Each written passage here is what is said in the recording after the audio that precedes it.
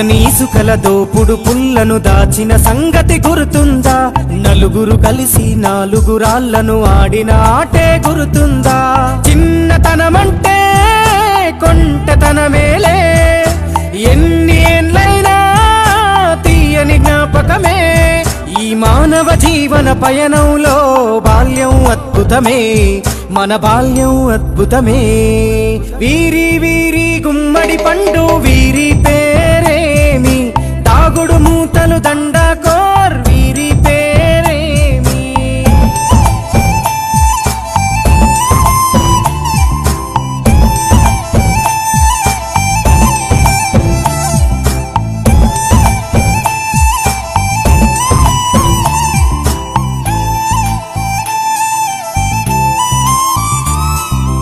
పంటలు